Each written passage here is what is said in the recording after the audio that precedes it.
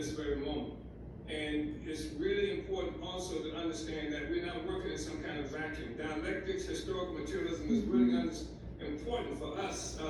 The United States is contending with a lot of different forces that work, cross currents of all kinds that it has to deal with. And the truth of the matter is that the white people don't trust the FBI. There's a whole movement, the whole Republican Party is talking about having hearings around the FBI, Hunter Biden, and all of this kind of stuff. I'm saying that we have to recognize that there's absolute distrust about the United States government, and don't act like we're in some kind of vacuum where just war is us and we're the only ones who could possibly understand this. There's a basis for believing that there are people throughout this country and throughout the world who can recognize the perfidy, is that how you say that word?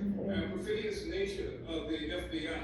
I think we can take this on. I believe that in addition to everything else that's been talked about, it would be really important for white people to make a stand as white people,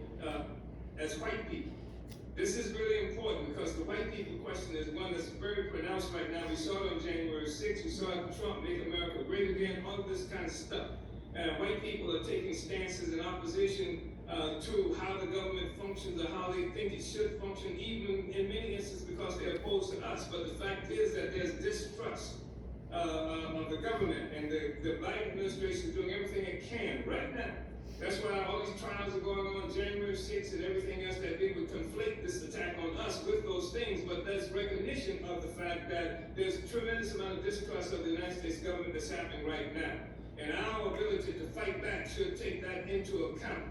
So we don't just roll over and die and just make plans for what's going to happen after the fucking funeral.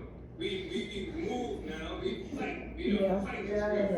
We have to develop a concept of perception of hands off Uhuru, hands off Africa, or the sky's the limit. We need to have a situation where in every place there are white people who are standing up saying, we know who you are, we know what you're doing, you're attacking the black movement again, that this is a farce, the charges that you're making against the Uhuru movement and the African People's Social Fund is partial. White people are not going to be with you on this thing anymore. We have to resurrect what happened on May after the murder of George Floyd in terms of the excitement of peoples everywhere. All kinds of people getting involved in struggling against what they saw as the murder, etc., of African people.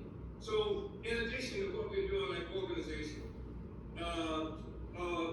part of what we're doing organizationally is to win just white people, to call up talk radio shows and say, this is what happened, did you know this, and be opposed to it. We need